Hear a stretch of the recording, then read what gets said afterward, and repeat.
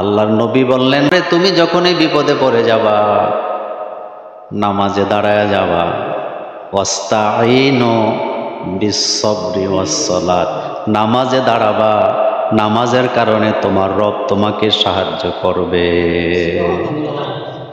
নামাজে যারা দাঁড়ায় তাদেরকে সাহায্য করে কে? যে কোনো বিষয়ে, মুসিবতে আপনি কোনো ব্যাপারে ডিসিশন নিতে পারছেন না, সিদ্ধান্তহীনতায় ভুগছেন, ঠান্ডা মাথায় নামাজে দাঁড়িয়ে যান, সেজদায় আল্লাহর কাছে বলেন, আল্লাহ পাক আপনাকে মুক্ত করে দিবেন। কারণ নামাজ হচ্ছে আমাদের জন্য নিরাপত্তার জায়গা। রাসূল কারীম সাল্লাল্লাহু আলাইহি ওয়াসাল্লাম ইন্তেকালের সময় শেষ কথা ছিল সালাত সালাত সালাত সালাত। আল্লাহ নবী বলে গেছে, ও আমার উম্মতেরা খবরদার, নামাজ ছেড়ে দিও না, নামাজ ছেড়ে দিও না, নামাজ ছেড়ে দিও না। কারণ যার মধ্যে নামাজ নাই তার কাছে দিন নেই। যার কাছে নামাজ নাই তার কাছে কি নাই? দিন নেই। আরেক হাদিসে রাসূল বললেন, যে ব্যক্তি নামাজ পড়ে না, মান তারাকা সালাতান মুতাআম্মিদান ফাকাদ কাফারা, যে ব্যক্তি নামাজকে ছেড়ে দিল ইচ্ছা করে, সে কুফরি করলো কার সাথে? এই নামাজ আমাদেরকে নিরাপত্তা দেয়। নামাজ মানুষকে পাপাচার থেকে, ইন্না সালাতা তানহা আনিল ফাহশাই ওয়াল মুনকার, নামাজ মানুষকে ফাহেসা থেকে, কুকর্ম থেকে হেফাজত করে, বাঁচায় দেয়। সুবহানাল্লাহ। প্রত্যেকটা সদস্যকে নামাজ পড়তে হবে। নামাজ পড়লে হৃদয়ের মধ্যে শীতলতা আসে, দৃঢ়তা আসে, স্থিরতা আসে। যার নামাজ যত সুন্দর তার জীবন তত সুন্দর। যার নামাজ যত সুন্দর তার আচরণ তত সুন্দর। যার নামাজ যত সুন্দর তার চরিত্র তত সুন্দর। নামাজে দাঁড়াইলে টুপি চুলকায়, মাথা চুলকায়, এদিকে তাকায় এদিকে তাকায়, তাড়াহুড়া করে, এরকমের নামাজি আছে না? রাসূল কারীম সাল্লাল্লাহু আলাইহি ওয়াসাল্লামের মেয়ে হযরতে ফাতেমা রাদিয়াল্লাহু তাআলা আনহা, তিনি তার দাম্পত্য জীবন, সাংসারিক জীবন কেমন ছিল? এক বেলা খাইলে আরেক বেলা খেতে পারতেন না। মুহাম্মদ সাল্লাল্লাহু আলাইহি ওয়াসাল্লামের মেয়ে, আপনি চিন্তা করেন, মুহাম্মদ সাল্লাল্লাহু আলাইহি ওয়াসাল্লামের মেয়ের ঘরে এক বেলা খাবার থাকলে আরেক বেলা খাবার নেই। একটা পোশাক দিয়ে দীর্ঘ সময় চলতেছেন। অভাব অনটনের সংসার। আমরা তো মেয়েদের জন্য চাউল ডাউল পর্যন্ত কিনে দেই কি না? বাড়ি করে দেই, সম্পদ দেই মেয়ের সুখের জন্য, কিন্তু সুখ দেওয়ার মালিককে আল্লাহ। বিশ্ব নবীর মেয়ে হযরতে ফাতেমা রাদিয়াল্লাহু তাআলা আনহা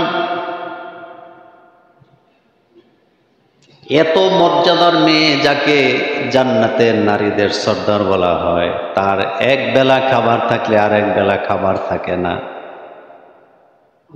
দুঃখ, দুর্দশা, বিপদ মুসিবতের অবস্থায় রাসূল কারীম সাল্লাল্লাহু আলাইহি ওয়াসাল্লামকে যায় জিজ্ঞেস করলেন, বাবা, আমি যখন বিপদে মুসিবতে থাকি আমি তখন কি করব? আল্লাহর নবী বললেন, ফাতেমারে, তুমি যখনই বিপদে পড়ে যাবা নামাজে দাঁড়ায় যাবা, ওয়াস্তাঈনু বিস-সাবরি ওয়াস-সালাত, নামাজে দাঁড়াবা, নামাজের কারণে তোমার রব তোমাকে সাহায্য করবে। নামাজে যারা দাঁড়ায় তাদেরকে সাহায্য করে কে? যে কোনো বিষয়ে, মুসিবতে আপনি কোনো ব্যাপারে ডিসিশন নিতে পারছেন না, সিদ্ধান্তহীনতায় ভুগছেন, ঠান্ডা মাথায় নামাজে দাঁড়িয়ে যান, সেজদায় আল্লাহর কাছে বলেন, আল্লাহ পাক আপনাকে মুক্ত করে দিবেন। কারণ নামাজ হচ্ছে আমাদের জন্য নিরাপত্তার জায়গা। ফাওয়াইলুল লিল মুসাল্লিন আল্লাযীনা হুম আন সালাতিহিম সাহুন আল্লাযীনা হুম ইউরাউনা ওয়া ইয়ামনাউনাল মাউন। নামাজ পড়ে জাহান্নামে যাওয়া লাগবে এমন নামাজের কথাও কোরআনে আছে না? না, নামাজ পড়ে কোথায় যাওয়া লাগবে? জাহান্নামে। কারণ নামাজের মধ্যে উদাসীন ছিল, মনোযোগী ছিল না, এক ওয়াক্ত পড়লে আরেক ওয়াক্ত পড়ে না, এক বেলা পড়লে আরেক বেলা পড়ে না, এরকমের নামাজে আমাদের দেশে কি? আর আমরা নামাজে সেজদা দেই কাকে? আচ্ছা বলেন তো, আল্লাহর চাইতে বড় আর কেউ আছে? আর কেউ আছে? না। আমার কলেজার ভাইয়েরা, কত মহান আমার আল্লাহ! 7 আকাশ 7 জমিনের কথা আল্লাহ বললেন। বিজ্ঞানীরা এতদিন হাসছে, কয় 7 পৃথিবী তো খুঁজে পাইলাম না। 7 পৃথিবী কোথায় আছে বা আকাশ কোথায় আছে? বর্তমান বিজ্ঞানীরা স্বীকার করে নিয়েছেন আমাদের মতন আরো পৃথিবী আছে। তো জিজ্ঞেস করছে ওই পৃথিবী কত দূর? তারা বলছে ওই পৃথিবীতে যাইতে হইলে সময় লাগবে 2.5 কোটি বছর। তুই মরবি, তো দাদা 14 গোষ্ঠী 90 কোটি, 100 কোটি দাদা মরার পরেও তুই হেলে যেতে পারতি না। সুবহানাল্লাহ বলবেন না? তারা বলেছেন আকাশ আছে বা পৃথিবী আছে, তো এই পৃথিবী থেকে ওই পৃথিবী কত দূর? যাইতে সময় লাগবে 2.5 কোটি বছর। সুবহানাল্লাহ। তো যাওয়ার হবে? যাওয়া হবে? আল্লাহর। এই জন্য আমরা বলি আলহামদুলিল্লাহ রাব্বিল আলামিন। সমস্ত প্রশংসার মালিকানা কার? তো আল্লাহর ক্ষমতা কত? তিনি যত বড় তার ক্ষমতাও তত বড়। এই জন্য আমরা বলি আল্লাহু আকবার। কি বলি? রুকুতে যাই কি বলি? সেজদাতে যাই কি বলি? আল্লাহু আকবার বলি। আমার কলিজার ভাইয়েরা, কষ্ট লাগে মুসলমানের সন্তান হইয়া, জ্ঞানী হইয়া, ইউনিভার্সিটির শিক্ষক হইয়া, প্রফেসর হইয়া, নেতা হইয়া, এমপি হইয়া, মন্ত্রী হইয়া মানুষের সামনে দাঁড়ায় বলে দেয় ক্ষমতার উৎস জনগণ, ক্ষমতার মালিক জনগণ, ক্ষমতার উৎস জনগণ, ক্ষমতার মালিক জনগণ। এই কথা বলা কুফরি, এই কথা বলা 100% কুফরি। কারণ ক্ষমতার একচ্ছত্র মালিকানা কার? কুলিল্লাহুম্মা মালিকাল মুলকি তুতিল মুলকা মান তাশা ওয়া তানজিউল মুলকা মিম্মান তাশা ওয়া তুইজ্জু মান তাশা ওয়া তুযিল্লু মান তাশা বিয়াদিকাল খায়র ইন্নাকা আলা কুল্লি শাইইন কাদির। ক্ষমতা কার? রাজত্ব কার? আল্লাহ পাকের। ক্ষমতা চিরস্থায়ী হয় না। আল্লাহ পাক বলছেন আমি ক্ষমতা দেই, আমি ক্ষমতা তুতিল মুলকা মান তাশা, যারে খুশি তারে আমি ক্ষমতা দেই। ওয়া তানজিউল মুলকা মিম্মান তাশা, যারে চাই তারে ক্ষমতা থেকে নামায়া দেই। নামায় কে? আল্লাহ। উড়াই কে? আল্লাহ। হেলিকপ্টারে বেয়ে বাজছে, আপনি চিন্তা করতে পারেন? খালের মধ্যে ফালাইছে পিড়াইয়া, জান বাঁচাইতে পারে নাই। কত অসহায়, অথচ কত আলিশান জীবনযাত্রা ছিল তাদের, কত দামি দামি পোশাক পরছে, সম্পদের মাল নিজের, রাষ্ট্রের মালকে নিজের মাল মনে করে, সম্পদ মনে করে ভোগ করছে। ছেলেরে করাইছে, স্ত্রীরে করাইছে, মেয়েরে করাইছে, আত্মীয় স্বজনরে করাইছে, নিজেও করছে। কিন্তু ক্ষমতার থেকে যখন নামছে শূন্য, এক বেলা খাবারও কপালে না। বলেন ক্ষমতা কার? বাহাদুরি করেন না, ভালো না। বাহাদুরি করেন না, ভালো না। এই কথাটা আল্লাহ পাক বলছেন ও তুইজ্জু মান তাশা, যারে খুশি আমি ইজ্জত দেই। অত জিল্লু মান তাশা, যারে খুশি তারে জিল্লত দেই, বেজ্জতি কইরা ছেড়ে দেই। বিয়াদিকাল খায়র, কার হাতে? জোরে বলতে হবে কার হাতে? আল্লাহকে যারা ক্ষমতার উৎস মানে না, আল্লাহকে যারা ক্ষমতার মালিক মানে না, তাদের আকীদা ঠিক নেই, এটা কুফরি আকীদা। এই যে আপনি হাঁটতেছেন, কথা বলতেছেন, এই ক্ষমতাটা আপনাকে কে দেয়? আল্লাহ আপনাকে বোবা বানাইতে পারবেন? সময় লাগবে নাকি? ইজ্জত নিয়ে পৃথিবী থেকে যাওয়া। ফেরাউনকে যেদিন আল্লাহ পাক ধ্বংস করবেন, ফেরাউন কি জানতো তখন তার ধ্বংস? আপনারা আশ্চর্য হবেন, যেই সময়টাতে ফেরাউন ধ্বংস হয়েছে ওই সময়টাতে তার হাতে নিরঙ্কুশ ক্ষমতা ছিল। মূসা আলাইহিস সালামের উম্মতকে তারা 3 দিক থেকে আক্রমণ করছে। কয় দিক? তো দিক কয়টা? 4টা। আক্রমণ করছে কয় দিক থেকে? 3 দিক থেকে। তাহলে বাকি আছে কয় দিক? কিন্তু যেদিকে এটা বাকি ছিল ওটা ছিল সমুদ্র। ওয়াজাওয়াজনা বিবানি ইসরাঈলা বাহর। ফেরাউন তো সরিষা ফুল দেখতাছে, যাবি কই? নদীর পারে যায়া শেষ করে দেব। মূসা আলাইহিস সালাম তার উম্মতদেরকে নিয়ে সমুদ্রের কিনারায় চলে গেলেন। মূসা আলাইহিস সালামের উম্মতেরা বললেন লা মুদ্রিকুন, এটা লামে তাকিদ, লা মুদ্রিকুন, আমরা তো ধরা পড়ে গেলাম। ও মূসা, তোমার কথা মতো তো ধরা পড়লাম, এখন তো ফেরাউনের লোকেরা আসবে, 3 দিক থেকে আমাদেরকে মারবে, আমাদের কি হবে? মূসা আলাইহিস সালাম তো নবী, তিনি তো উম্মত না, তিনি তার উম্মতকে সান্ত্বনা দিতেছেন, লা তাখাফ ইন্নাল্লাহা মা'ানা।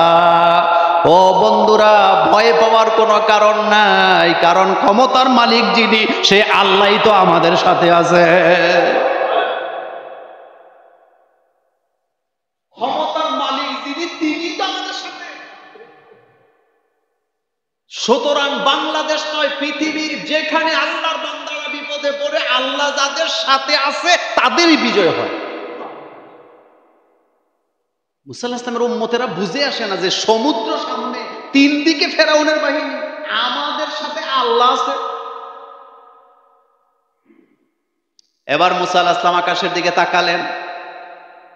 আল্লাহ পাক বললেন, মূসা, তোমার হাতের লাঠি দিয়া পানিতে আঘাত করো। কোথায় আঘাত করো? পানিতে আঘাত করো। মূসা আলাইহিস সালাম পানিতে 12টা আঘাত করলেন, পানির ভিতরে 12টা রাস্তা তৈরি হয়ে গেছে। আপনি সোজা মনে করছেন?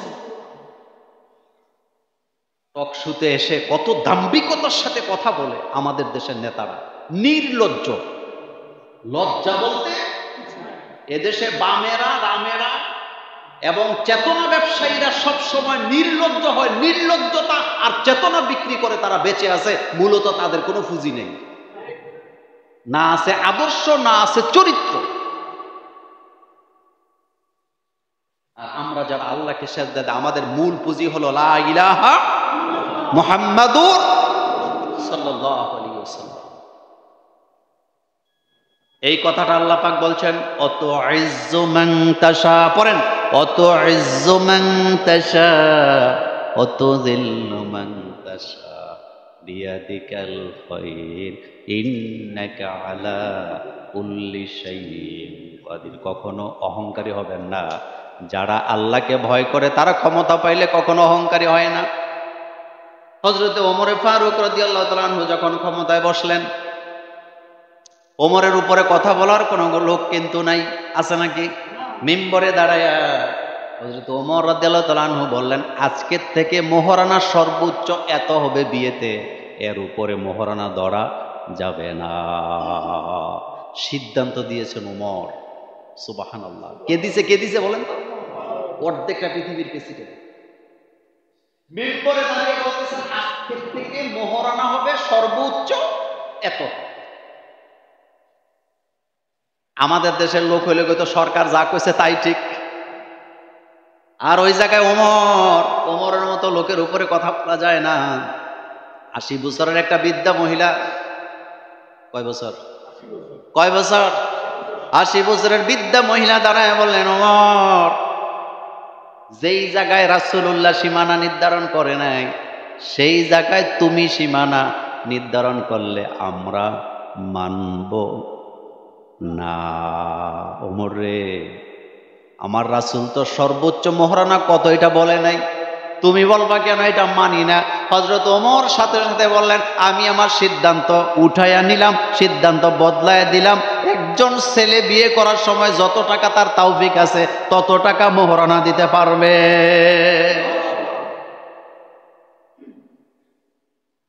আর আমাদের দেশে নেতারা যা কয় কর্মীরাও কি, মানে এটা হইলে হইল, এটা ভুল হোক আর শুদ্ধ হোক, কইছে তো নেতা কইছে।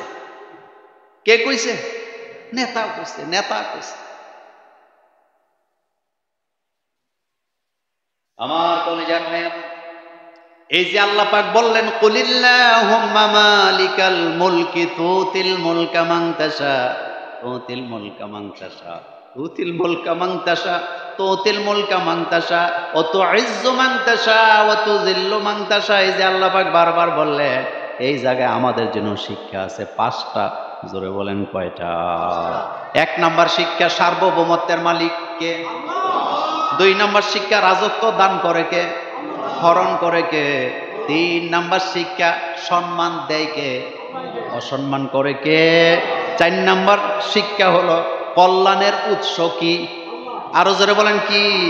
5 নাম্বার শিক্ষা হলো ক্ষমতা থাকলে শুধু হবে না, প্রজ্ঞাও লাগবে। জ্ঞান আর প্রজ্ঞা যদি এক জিনিস না। এটা লম্বা ব্যাখ্যা আমি আপনাকে দিব না, একটা কথা বলি শোনেন। শুধু ক্ষমতাবান হলে হবে না, প্রজ্ঞা লাগবে। এই প্রজ্ঞাটা কি? প্রজ্ঞাটা হলো জনগণের মুভমেন্ট বুঝা, জনগণের চাহিদা বুঝা, জনগণের হৃদয়ের ভাষা কি বুঝা। পৃথিবীতে যতগুলা সরকার লাঞ্ছিত অপমানিত হয়েছে আধুনিক যুগে, সবগুলা জনগণের ভাষা না বুঝার কারণে লাঞ্ছিত হয়েছে।